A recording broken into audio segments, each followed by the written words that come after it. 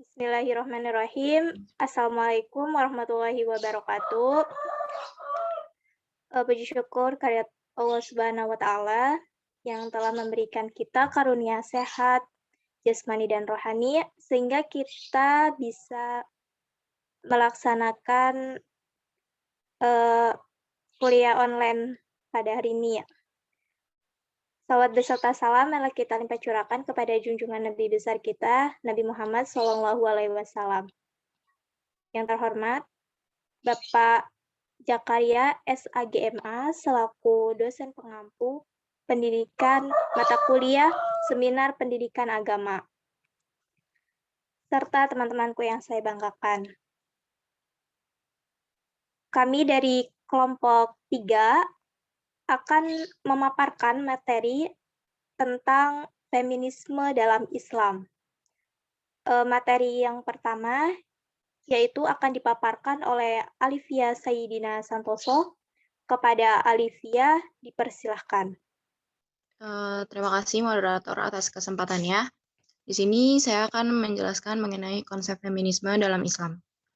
Feminisme memiliki arti sebuah gerakan yang dipelopori oleh perempuan untuk mendefinisikan kehidupan mereka sebagai perempuan, menentang perbedaan hak dan memperjuangkan persamaan hak-hak mereka dalam segala hal. Feminisme dalam Islam yang artinya gerakan perempuan yang menggunakan ajaran Islam sebagai sumber nilai untuk membela dan memperjuangkan hak-hak perempuan. Dari Saiful Hadi tahun 2017. Pada zaman jahiliyah, di mana masyarakat belum memahami ajaran Islam, mereka sering melenceng dari agama Allah, terutama memperlakukan kaum perempuan yang berada di posisi memprihatinkan. Mereka menganggap derajat wanita itu rendah dan lemah yang tidak bisa melakukan apapun termasuk perang. Semenjak kejadian tersebut, Islam datang untuk mengubah kondisi yang tidak menguntungkan bagi perempuan. Tidak adanya perbedaan antara laki-laki dan perempuan. Keduanya sama-sama diciptakan dari satu unsur dan diberikan kemuliaan Allah oleh Allah Subhanahu wa Ta'ala yang sempurna di antara makhluk lainnya. Next slide.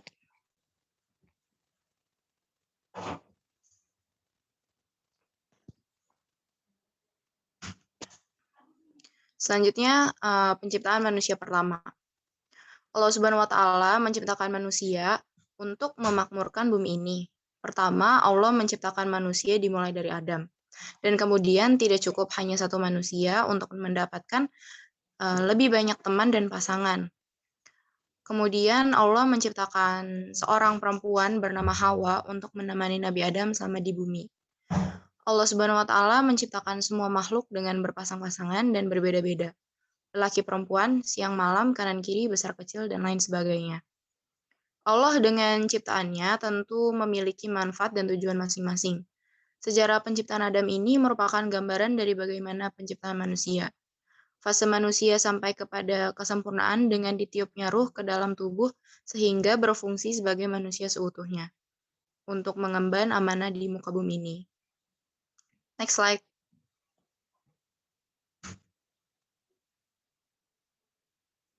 Selanjutnya, penciptaan perempuan. Satu-satunya ayat Al-Quran yang relevan tentang asal-usul kejadian diciptanya perempuan ada dalam surat An-Nisa ayat 1. Dalam ayat tersebut, Hawa diciptakan daripada Adam. Orang banyak mengatakan pemahaman bahwa Hawa diciptakan dari tulang rusuk Adam. Tapi itu tidak ditemukan di dalam Al-Quran, melainkan diperoleh dari hadis seputar penciptaan Hawa dari bagian tubuh Adam. Terdapat dalam hadis Al-Bukhari dan Muslim, yang artinya, saling pesan memesanlah kalian kepada perempuan, karena ia diciptakan dari tulang rusuk. Riwayat Al-Bukhari dan Muslim dari Abu Hurairah. Dalam hadis tersebut, banyak para ulama tidak sependapat dengan pernyataan bahwa Hawa diciptakan dari tulang rusuk Adam. Para ulama menganggap tulang rusuk yang dimaksud dalam hadis itu merupakan majas atau perumpamaan. Dengan demikian, dipahami bahwa tidak ada dari ayat Al-Quran yang menyebutkan secara pasti bahwa perempuan diciptakan dari tulang rusuk. Perempuan cenderung memiliki sifat emosi, perasa dari sifat itulah memiliki pengaruh yang besar dalam menjalankan fungsinya yang utama. Dan perempuan juga memiliki rasa kasih sayang yang berlebih dibandingkan laki-laki. Next slide. Yang terakhir ada sifat-sifat perempuan. Perempuan dengan sifatnya yang lebih perasa menjadikan mereka membutuhkannya pengertian dari pihak lain, sehingga kedamaian akan terasa dalam dirinya. Berbeda dengan laki-laki yang cenderung memiliki sifat yang cuek dan tidak begitu mempermasalahkan persoalan yang membuat dirinya tidak nyaman. Dengan demikian, perempuan memiliki sifat penyayang dan pantas sebagai seorang ibu. Sebagai manusia diciptakan sempurna dibandingkan dengan yang lain, sejatinya yang maha sempurna hanya milik Allah Subhanahu wa Ta'ala. Mungkin itu saja yang bisa saya sampaikan. Saya kembalikan ke moderator. Terima kasih. Terima kasih kepada Alivia yang telah menyampaikan materinya. Materi yang selanjutnya, yaitu materi yang kedua, akan disampaikan oleh saya sendiri. Baik, materi selanjutnya itu tentang kepemimpinan perempuan. Kepemimpinan merupakan persoalan yang sangat penting dan dibutuhkan dalam menata kehidupan untuk menentukan nasib seseorang, baik itu keluarga, kelompok, masyarakat, maupun bangsa. Persoalan kepemimpinan ini bukan merupakan persoalan kecil yang bisa dipermainkan, namun ia merupakan persoalan serius yang akan dimintai pertanggungjawabannya di hari akhir kelak. Maka dari itu, Islam mengingatkan kepada umatnya untuk bersikap hati-hati dalam memilih dan menentukan pemimpin. Karena jika salah dalam memilih pemimpin dan salah dalam meletakkannya, berarti itu sama saja dengan menciptakan kesengsaraan masyarakat. Dalam memimpin, hendaklah dibarengi dengan rasa keimanan kepada Allah Subhanahu wa Ta'ala, sehingga tidak akan semena-mena dalam memimpinnya. Dengan demikian, kepemimpinan perempuan juga merupakan tanggung jawab seorang Muslim. Next slide.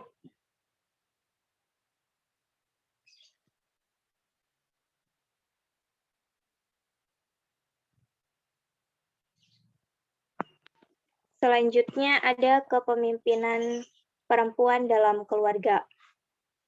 Kepemimpinan perempuan dalam keluarga yaitu kewajiban masing-masing yang dilakukan secara bersama antara suami dan istri yang saling membantu, menjaga, dan melengkapi satu sama lain dalam menciptakan keluarga yang sejahtera. Suami dengan tugasnya yaitu memberikan nafkah untuk keluarganya serta membimbing istrinya.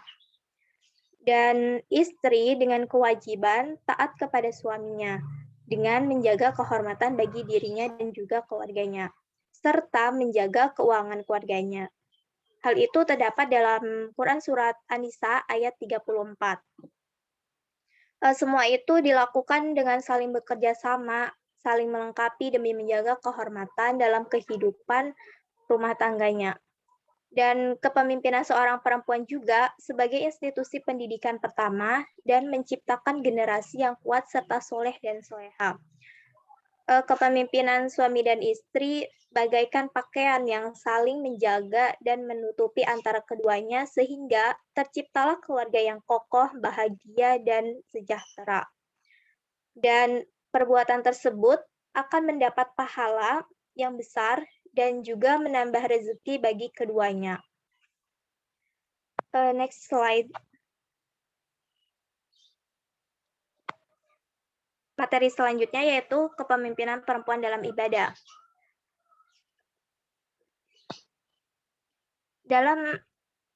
Contohnya dalam hal aurat dan tata cara berpakaian, terdapat perbedaan antara laki-laki dan perempuan. Untuk laki-laki memakai pakaian yang menutup aurat antara pusar sampai dengan lutut.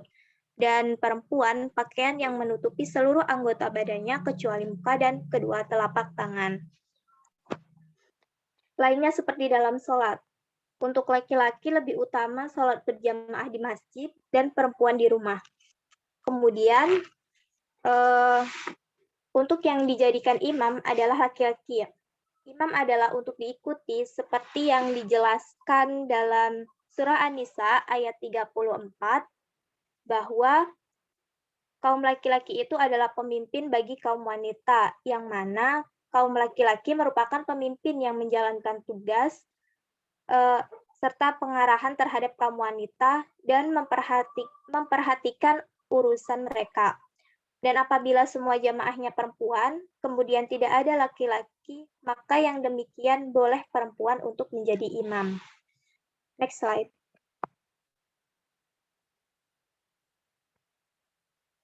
Selanjutnya, kepemimpinan perempuan dalam masyarakat.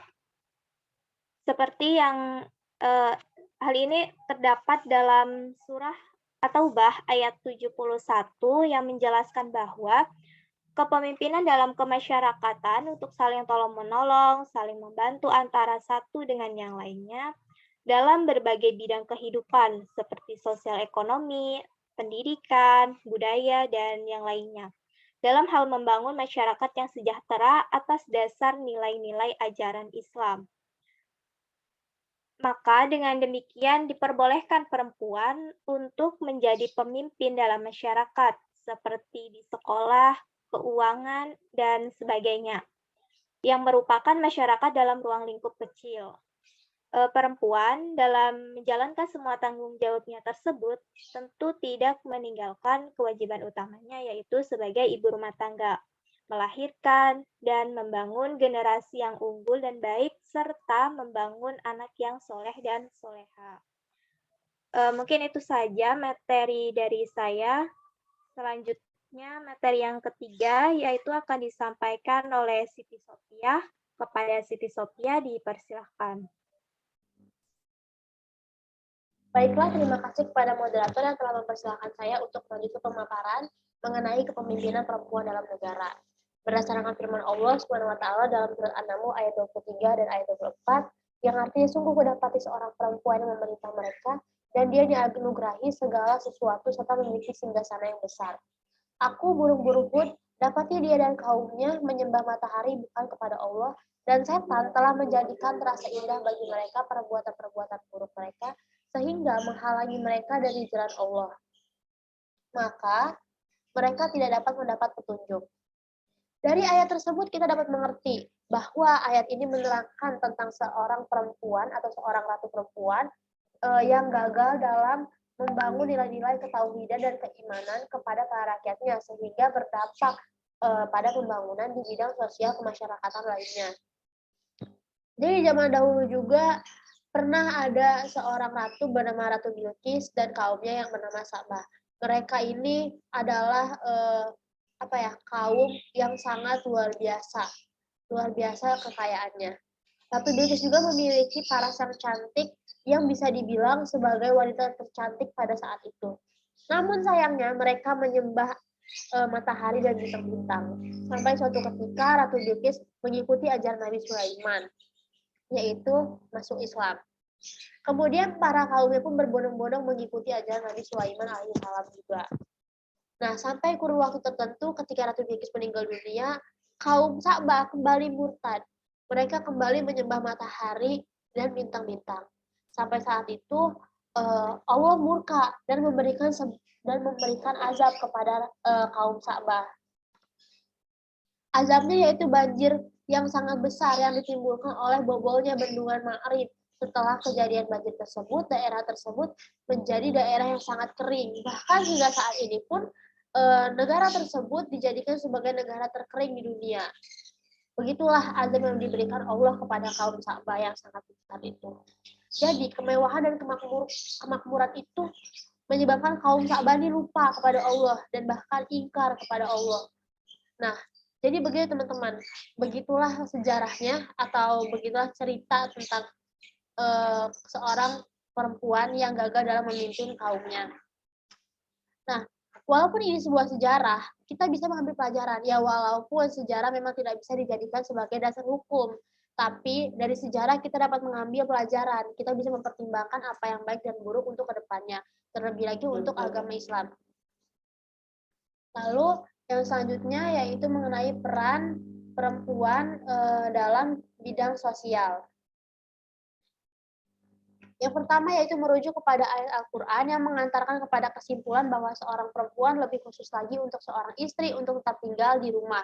Terdapat dalam surat Al-Ahzab ayat 33. Yang artinya, hendaklah kamu tetap di rumahmu dan janganlah kamu berhias dan bertingkah laku seperti orang-orang jahiliyah.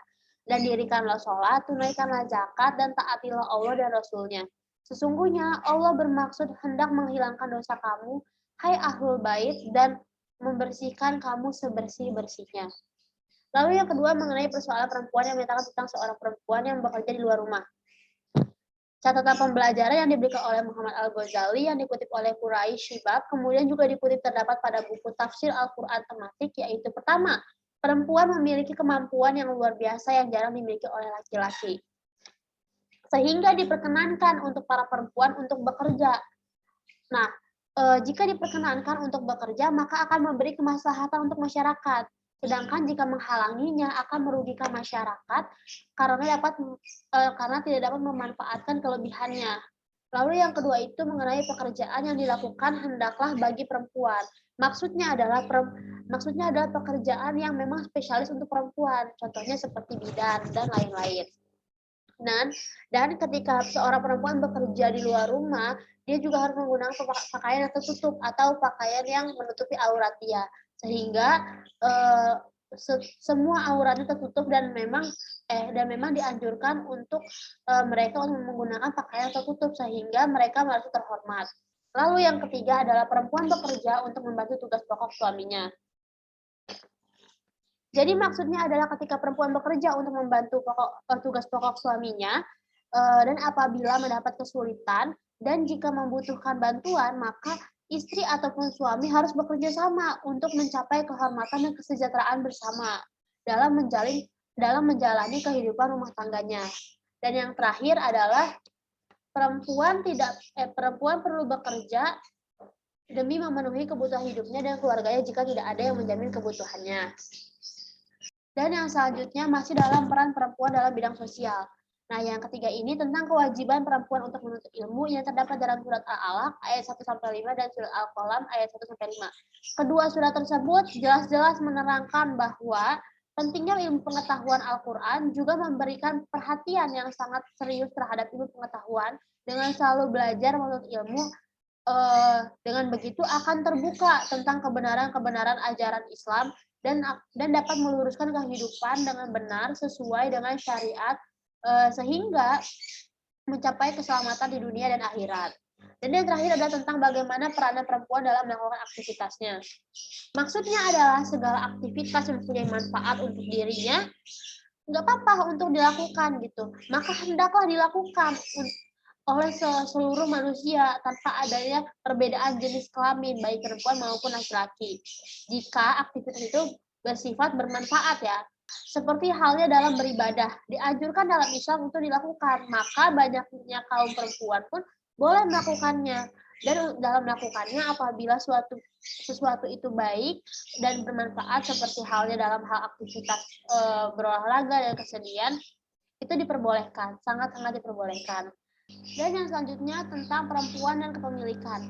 Keberadaan perempuan menjadi suatu keniscayaan untuk menjadi salah satu penjamin kelestarian hidup di bumi ini. Pertemuan sel sperma perempuan dan sel laki-laki umat manusia bereproduksi baik secara alamiah maupun bantuan rekayasa genetika. Bahkan kehamilan, pemberi ASI kepada bayi sebagai satu rangkaian proses yang dialami umat manusia bagi kehidupannya di bumi merupakan jasa perempuan yang sulit dan tidak tergantikan oleh laki-laki. Dan slide yang terakhir, masih dalam perempuan dan kepemilikan. Al-Quran mengapresiasi terhadap kinerja perempuan, terutama dalam aktivitas amal soleh dan kepemilikan bagi perempuan. Bentuk pengapresiasian Al-Quran terhadap perempuan yaitu surat An-Nisa yang berarti perempuan. Nah, kepemilikan perempuan pun terbagi menjadi dua. Yang pertama adalah kepemilikan yang bersifat pribadi atau individual, yang kedua adalah kepemilikan yang bersifat kolektif.